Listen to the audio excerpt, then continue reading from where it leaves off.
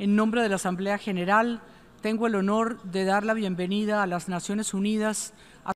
Au nom de l'Assemblée générale, j'ai l'honneur de souhaiter la bienvenue à Sa Majesté le roi Mswati III et je l'invite à prendre la parole devant l'Assemblée.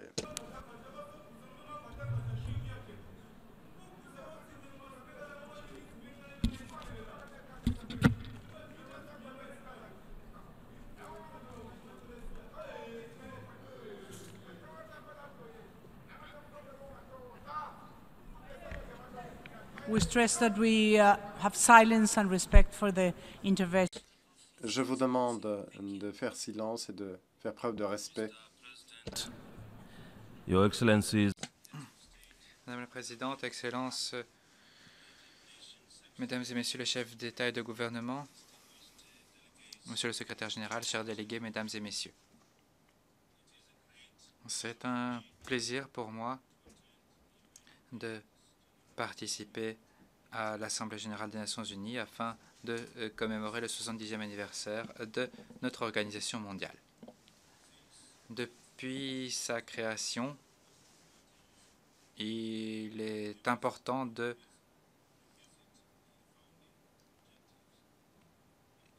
nous pencher à nouveau sur les objectifs fondateurs des Nations unies afin de savoir si nous avons été à la hauteur de ces attentes. Au départ, l'ONU a été créée pour promouvoir la paix et la stabilité pour l'humanité et développer, entre autres, les nations sur le plan social et économique. Cette réunion nous donne la possibilité de réexaminer et de nous engager à nouveau envers ces objectifs qui avaient été fixés par nos prédécesseurs. De nombreux progrès ont été réalisés sur plusieurs questions sociales, alors que la croissance économique et le développement des nations est évidente. Cependant, ce succès s'accompagne de défis qui doivent être relevés dans un esprit de coopération mondiale afin d'atteindre l'objectif ultime du progrès pacifique et du développement pacifique qui ne laisserait personne de côté. Nous appelons les Nations unies à continuer de jouer son rôle pour promouvoir une approche collective visant à assurer la résolution fructueuse de tous les problèmes. Les capacités et les succès de l'ONU sont bien connus. Nous avons vu l'ONU jouer un rôle significatif dans la réduction des conflits sur le continent africain et dans d'autres parties du monde. Le rôle de l'ONU pour endiguer l'épidémie d'Ebola a été bien apprécié. Même si nous n'avons pas éradiqué complètement la maladie, nous félicitons des efforts de l'ONU pour stopper sa propagation. Nous saluons aussi les initiatives de l'ONU telles que le Fonds mondial qui a joué un rôle significatif dans la lutte contre le VIH, SIDA, le paludisme et la tuberculose. Nous appelons l'ONU à continuer d'aider l'Afrique à émerger du cycle de pauvreté et de maladie, alors que le continent s'efforce d'incarner les aspirations de sa vision 2063 visant à éradiquer la pauvreté et à créer une prospérité pour tous. L'Afrique représente un grand potentiel d'investissement. Ce qu'il reste à faire, c'est créer l'environnement nécessaire et propice à une croissance économique. Nous sommes convaincus que les structures de l'ONU peuvent construire un village mondial pacifique à l'abri de la crainte et de la violence. Nous avons adopté les objectifs du millénaire pour émanciper la race humaine par rapport à la pauvreté et à la faim, en créant la prospérité dans un environnement sûr et pacifique, proposant un niveau de vie acceptable. Nous sommes heureux de remarquer que notre décision a entraîné des résultats positifs qui respectent les principes fondateurs des Nations Unies. Monsieur le Président, le progrès impressionnant dont nous avons été les témoins au cours de la mise en œuvre des OMD nous donne confiance quant au fait que le nouveau programme de développement durable jusqu'en 2030 sera couronné de succès. Nous avons de bonnes raisons de nous attendre à une transformation durable des nations au cours des 15 prochaines années. Notre présence ici devrait signifier un engagement renouvelé pour notre détermination. Monsieur le Président, le Royaume d'Eswatini est l'une des nombreuses nations pouvant rapporter des progrès significatifs dans la mise en œuvre des OMD.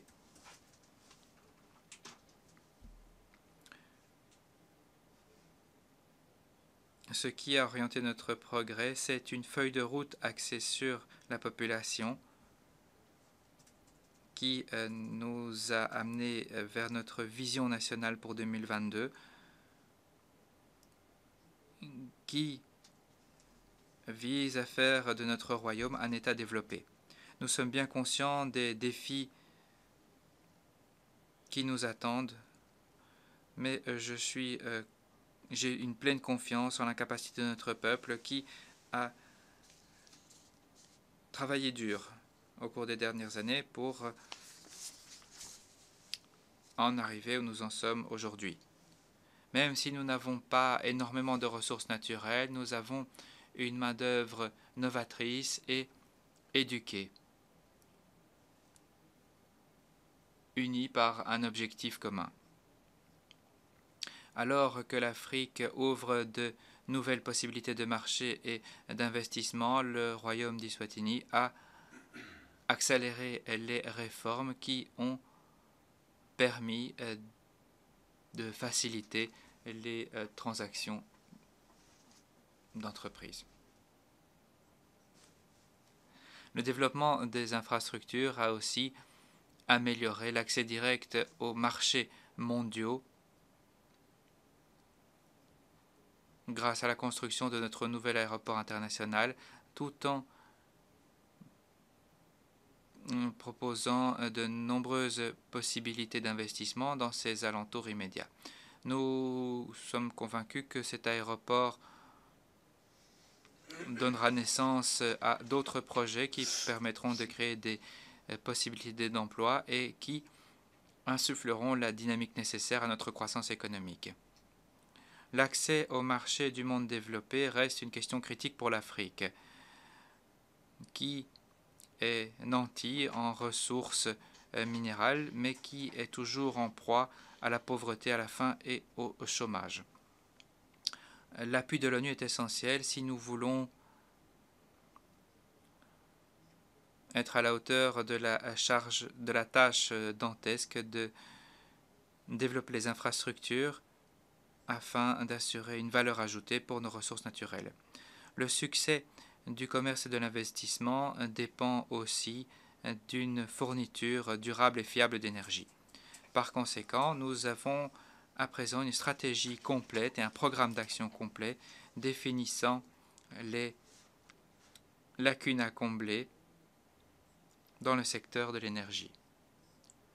Et elle présente des possibilités viables d'investissement dans ce secteur, en particulier dans l'énergie renouvelable. Monsieur le Président, alors que nous envisageons un monde à l'abri de la pauvreté, de la faim, de la maladie et du besoin, où la vie pourrait prospérer, il devient crucial de placer l'autonomisation de nos jeunes au centre de cet objectif.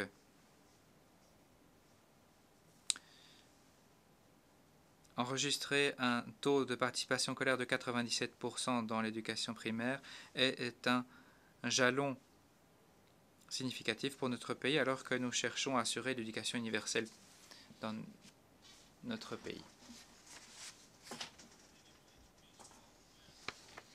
L'éducation durable nécessite que ce taux de participation scolaire très élevé s'accompagne d'une éducation de qualité et accessible au niveau secondaire, supérieur et tertiaire.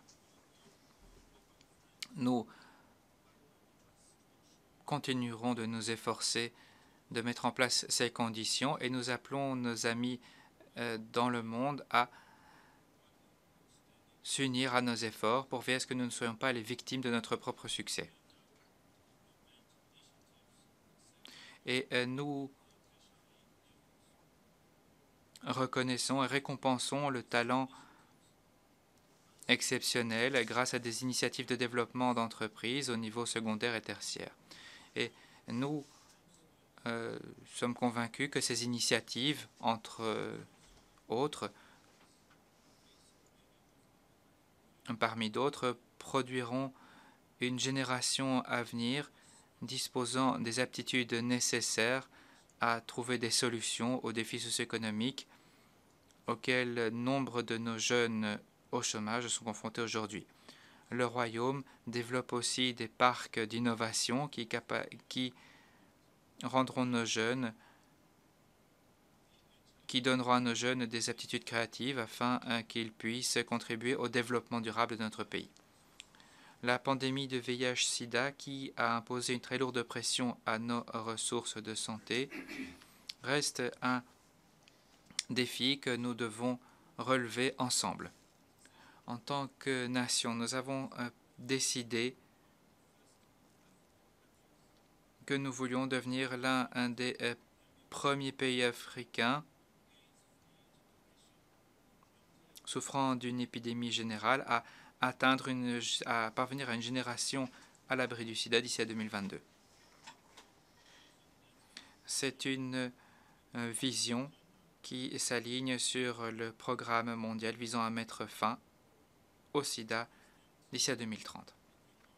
Monsieur le Président, le Royaume d'Eswatini compte toujours sur l'agriculture pour se nourrir et pour prospérer. Les programmes qui visent à augmenter la production alimentaire, à mettre fin à la faim, à améliorer la nutrition ont été développés. Un programme d'aide aux agriculteurs visant à augmenter les récoltes en mettant à disposition des tracteurs, des semences et des engrais est à présent mis en place. Le pays a aussi lourdement investi dans la construction de barrages pour canaliser les ressources en eau et nous espérons que les amis de notre royaume continueront leur partenariat avec nous pour nous permettre de disposer de plus d'infrastructures de cette nature. Ces barrages aident une grande partie de notre population à irriguer ces cultures. Nous sollicitons les institutions financières internationales pour appuyer ces initiatives. Et nous sommes préoccupés cependant quant au fait que cet appui s'accompagne de conditions très strictes qui sont néfastes aux pays bénéficiaires. Et donc nous appelons les Nations Unies à traiter ce phénomène étant donné qu'il sape les objectifs du programme de 2030. Monsieur le Président, nous sommes bien conscients qu'ensemble, notre succès sera limité.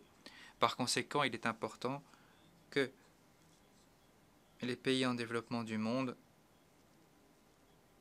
que les pays développés du monde appuient la croissance des nations en développement telles que la nôtre.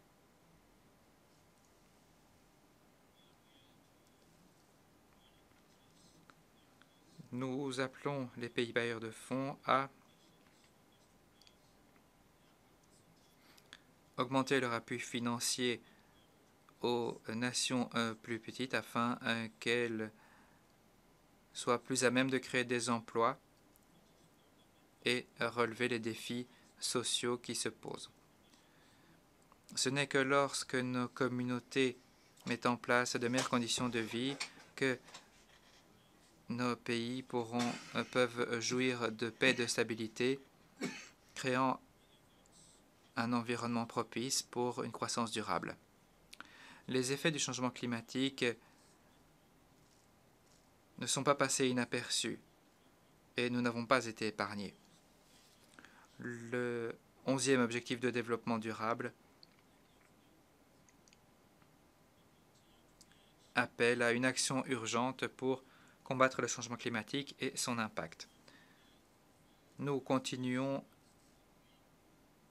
d'exhorter nos partenaires de développement non seulement à honorer leurs engagements vers le Fonds vert, mais aussi à adopter des politiques qui créent l'équilibre nécessaire entre les besoins de production de produits essentiels, de profit et de durabilité de notre environnement.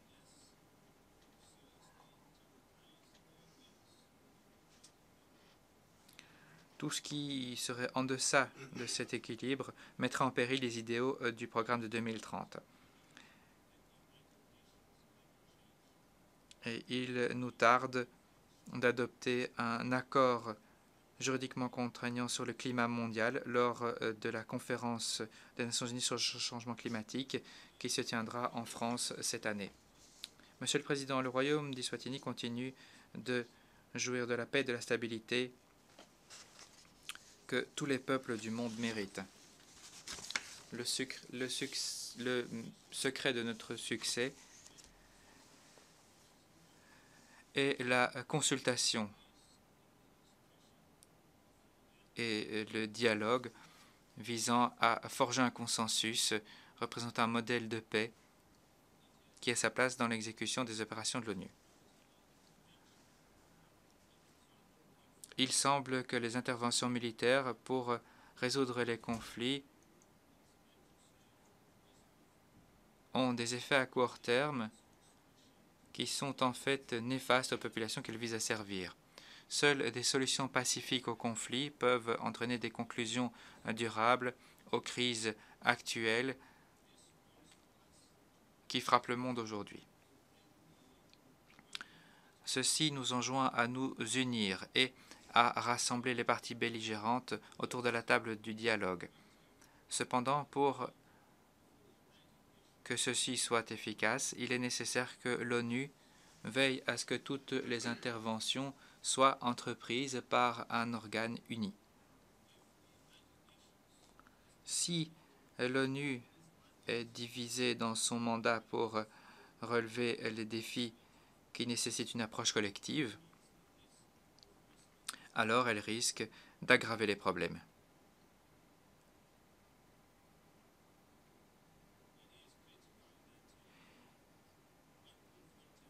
Il est crucial que,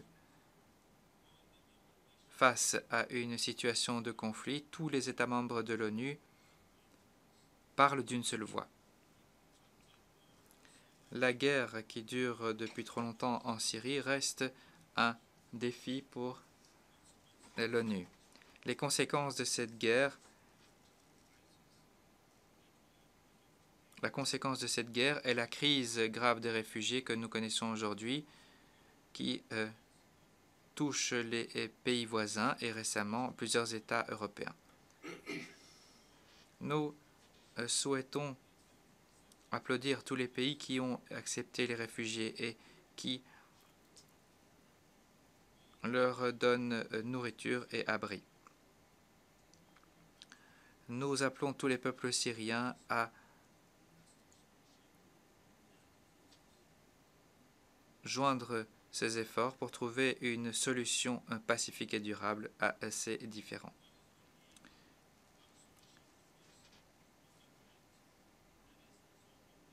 Il n'y a qu'une solution dans cette crise, à savoir résoudre la source du conflit afin que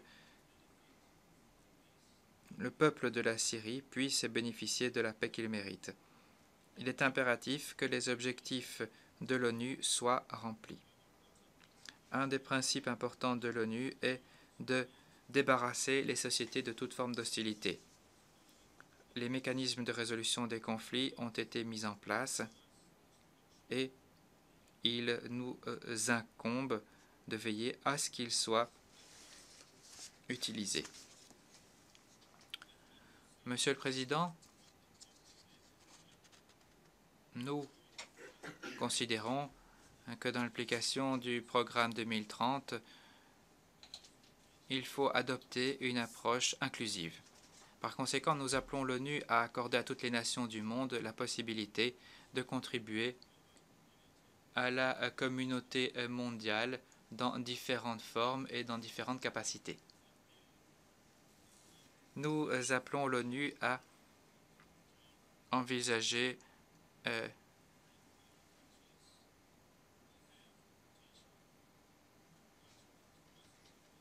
la position de la République de Chine sur Taïwan. Comme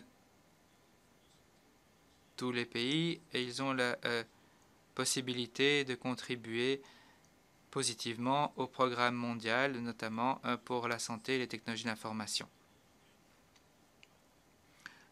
L'inclusivité défendue par l'ONU est une inclusivité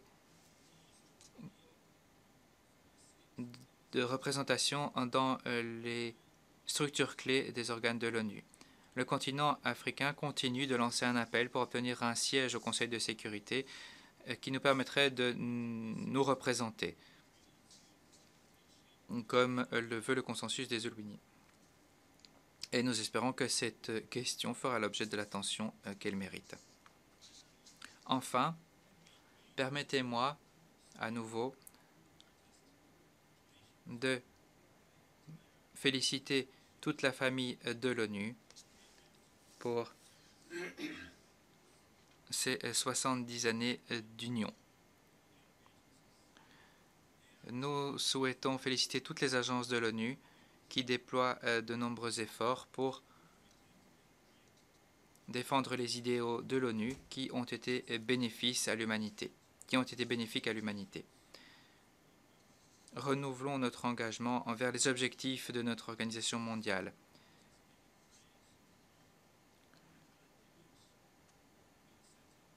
Notre nombre a augmenté, ce qui a entraîné de nouveaux paradigmes. Et nous sommes sûrs qu'avec le bon état d'esprit, ces objectifs seront atteints. Cependant, il est important de nous rendre compte que même si nos objectifs sont universels, nous n'avons pas les mêmes capacités pour les réaliser. Et je vous remercie. Que Dieu vous bénisse. En nombre de la Asamblea General. Au nom de l'Assemblée générale, je voudrais remercier le chef d'État du Royaume du Swaziland pour l'allocution qui vient d'être prononcée. Je demande aux représentants de rester à leur place pendant que je prends congé de Sa Majesté.